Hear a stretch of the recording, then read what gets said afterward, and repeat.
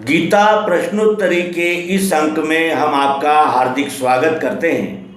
मित्रों, अध्यात्म विश्व विज्ञान पर गीता के में आए हुए और गीता से उत्पन्न हुए मनन रूप प्रश्नों का यथामति हम उत्तर देते ही हैं। और इस क्रम में श्री अनिल कनौजिया निर्देशित करते हैं कि अध्याय 5 में अर्जुन का एक प्रश्न उपस्थित है कि वे कहते हैं अर्जुन कि हे कृष्ण, त्याग कर्मों का कहते फिर योग भी, दोनों में लाभदायी जो वो एक मुझसे कहो।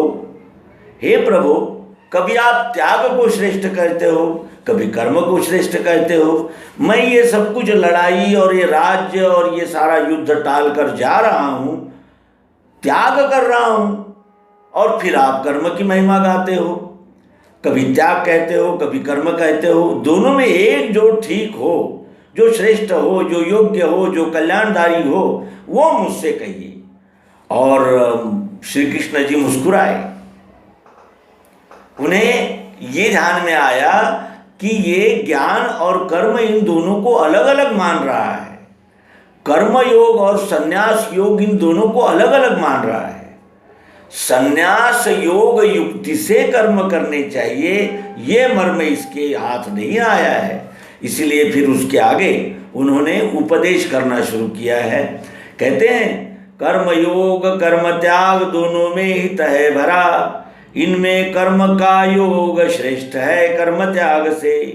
जानो वो नित्य सन्यासी, राग द्वेष जिसे नहीं, निर्द्वंद्व वो महाबाहु, सुख से बंध से बचे। ज्ञान कर्म पृथक माने अज्ञानी, पंडित नहीं, यथार्थ एक करने से दोनों की फल प्राप्ति है। जो स्थान सांख्य योगी का वही है कर्म योग का, ज्ञान योग एक ही है, देखे ये वह जागता। अरे ज्ञान और कर्म एक ही है।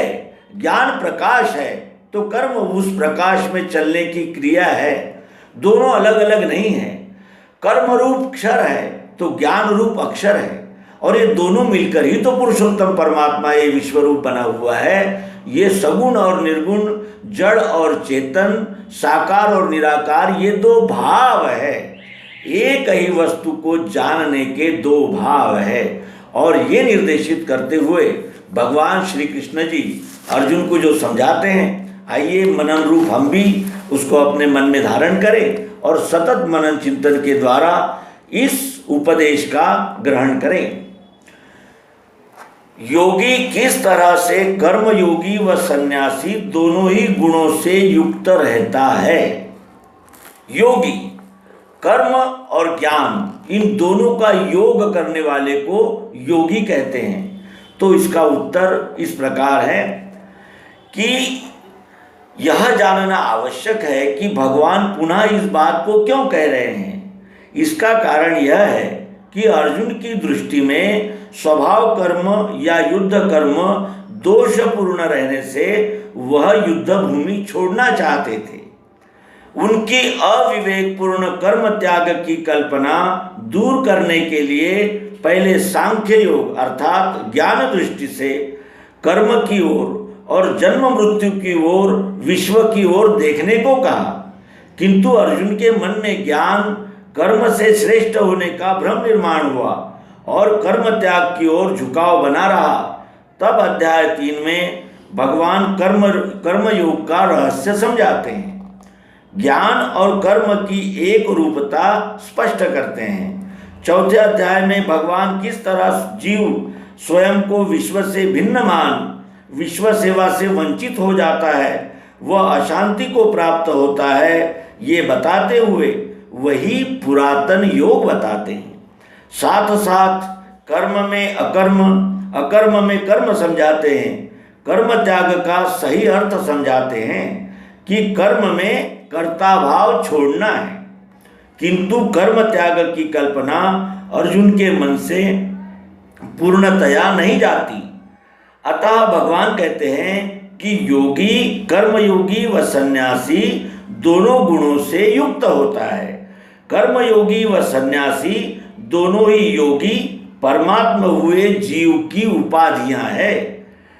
ज्ञानी पूर्णतया परमात्म रूप होने के हेतु परमात्म बुद्धि से अर्थात ब्रह्म दृष्टि से भगवान श्री कृष्ण जी अर्जुन को कर्म में अकर्म और अकर्म में कर्म समझाते हैं। कर्म त्याग का सही अर्थ समझाते हैं कि कर्म में कर्ता भाव छोड़ना है, कर्म में कर्ता भाव छोड़ना है, किंतु कर्म त्याग की कल्पना अर्जुन के मन में पूर्णतया नहीं जाती और इसलिए भगवान कहते हैं कि योगी कर्मयोगी व सन्यासी दोनों गुणों से युक्त होता है। कर्मयोगी व सन्यासी दोनों ही योगी परमात्मा हुए जीव की उपाधियां हैं और ज्ञानी पूर्णतया परमात्म रूप होने के हेतु परमात्म बुद्धि से अर्थात ब्रह्म दृष्टि से कर्म करता है। इंद्रिय सुखों की अनित्यता समझते हुए, काम क्रोध के वेग सहते हुए तथा आत्मानंद का अक्षय सुख समझते हुए साधक अर्थात ज्ञानी अपने कर्तव्य कर्म करता रहता है। पहले ज्ञान शब्दों में होता है, अनुभव युक्त ज्ञान सद्गुरु से प्राप्त होने पर वह अनुभव युक्त हो जाए यानी आचरण में आए, इसलिए तप अर्थात स्वकर्माचरण द्वारा अर्थात कर्तव्य बुद्धि से फलाशक्ति व कर्तृत्व अभिमान छोड़कर विश्व सेवा करने लगता है। ज्ञान होने पर यदि कोई कर्म छोड़ दे तो उसका वासना क्षय होना संभव ही नहीं और कर्म त्याग अड़ानी भी करता है, अज्ञानी भी करता है। आलस्यवश त्याग और फलासक्त अनेक कष्ट रहकर भी कर्म करते हैं। कोई आलस्यवश त्याग करता है तो कोई फलासक्त अनेक कष्ट रहकर भी सहकर भी कर्म करते हैं, परंतु ये दोनों ही न सन्यासी है अर्थात त्यागी है न कर्मयोगी है, दोनों अज्ञानी हैं। ज्ञान होने पर अपने अंदर की फलाशक्ति अर्थात भोगाशक्ति व सूक्ष्म कर्ताभिमान छोड़ने हेतु जो स्वभाव कर्म द्वारा सेवा करता है वही योगी बन सकता है। योगी का बाह्य स्वरूप कर्मयोगी तो आंतरिक स्वरूप सन्यासी है। बाह्य दृष्टि से योगी लोक संग्रह की दृष्टि से, समाज की धारणा हो इस दृष्टि से समस्त कर्म निष्काम बुद्धि से करता हुआ दिखाई देने से कर्मयोगी कहलाता है।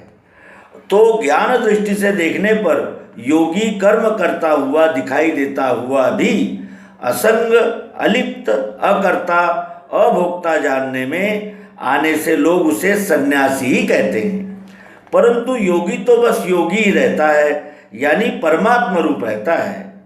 परमात्म रूप होने पर सब कर्म निजानंद रूप हो जाते हैं और अकर्म रूप हो जाते हैं। तो मित्रों, ज्ञानी और सन्यासी ये दो अलग नहीं हैं। ये ज्ञानी जो है वो योगी का आंतरिक भाव है और सन्यास ये योगी का बाह्य भाव है।